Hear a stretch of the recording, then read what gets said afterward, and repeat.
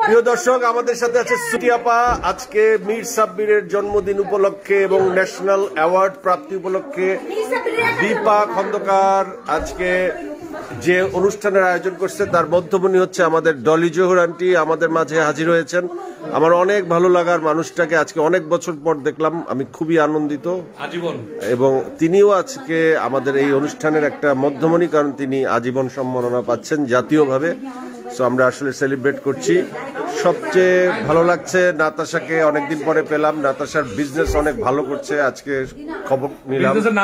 বিজনেসের নামটা হচ্ছে হ্যাঁ, ওইখানে অনেক ভালো ভালো কাপড় পাওয়া যায়। দোকানটা কোথায়? ওকে।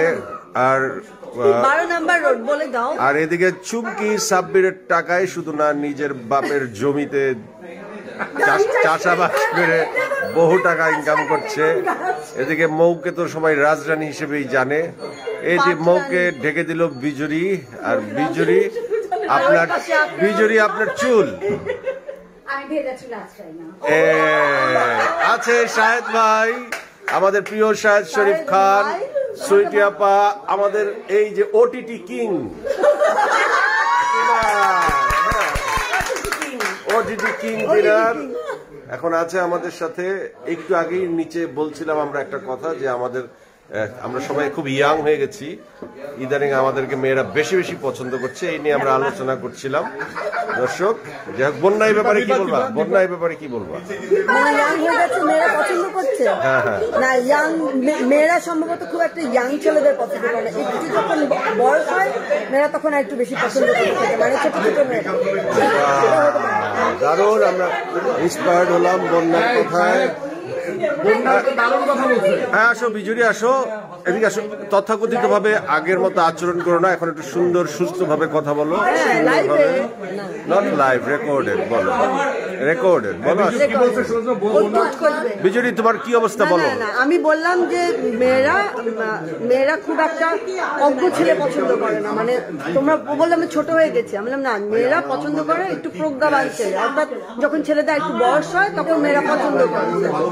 তুমি এরকম কি বুঝাইতে চাইতেছো? আমি তো বুঝলাম না কি বুঝাইতে চাচ্ছ। সো সুইট বিজুরি আজকে একটা কেক বানাচ্ছে। দর্শক, আপনাদেরকে আগে দেখাই, এই দেখেন, এই কেকটা বিজুরি নিজ হাতে বানিয়েছে। এই দেখেন বিজুরি, হ্যাঁ, এই কেকটা বাজারে পাওয়া যাবে না কোথাও। আপনারা কেকটা দেখেন, এখানে অবশ্য আমার নামটাও লেখা আছে। আমি ভেরি গ্রেটফুল বিজুরির কাছে, সুন্দর কেক। এবং সাব্বিরের জন্য আরেকটা কেক, ন্যাশনাল অ্যাওয়ার্ড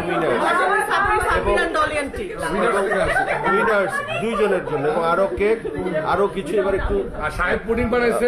শাহেদ ভাই এখানে আসেন, আপনারা ওটিটি কিং এবং আমাদের শাহেদ ভাই। আচ্ছা, এই যে আমি আপনি দিনার ভাই আসছি, ন্যাশনাল অ্যাওয়ার্ড পেয়েছে সাব্বির, কেক কাটতেছি খুব হাসি মুখে, কিন্তু কলজাটা কিন্তু ভাইটে যাইতেছে। আমরা আমরা পাই নাই, এটা পাই না, এই বালের সান্ত্বনার কোনো দামই নাই। ঠিক আছে, এটা কোনো কথা হইতে পারে যে আমাদের যদিও 4 বছরের বড়, 4 বছর সময় আছে, আমরা 4 বছর পর পাবো আঙ্কেল, আমরা পাবো। কারণ এটা কিন্তু আসলে খুব, মানে এগুলি এই সমস্ত কেক কাটার ঢং সবাই মানে করতে পারলে আমরা করতে পারি না, আমরা কাইন্দা দিয়ে আবেগ। কারণ হচ্ছে যে উই আর নট হ্যাপি। তুই পাইছিস, আমরা পাই নাই। এই যে ডলি জহুর আন্টির জন্য আমাদের, না উনি সাক্ষী। তুমি একটা নোট লিখছিলা, নোটটা কোথায়? তোমার যে এখনো বাচ্চা ছিল না। আমি তোমার জ্ঞাতার্থে জানাই, আমি আমার মাথা থেকে পায়ের চুল পর্যন্ত অপারেশন করে সব ঠিক করে ফেলাইছি। তুমি সাক্ষী কি সাক্ষী না? তুমি ওকে, এই দীপা, এই দীপা, কি অবস্থা তোর? কেমন?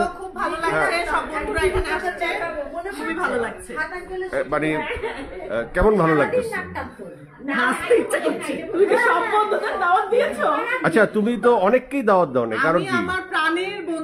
তার মানে এইখানে যাদেরকে দেখছি তার বাইরে তোমার প্রাণের কেউ নাই। যে আকরাম ভাইও আছে, তাহলে দেখেন না, কাকে বাদ দিয়েছি, জিতুকে বাদ দিয়েছি, মানে হচ্ছে জিতু দেশে নাই, তো জিতুকে আমরা মিস করছি।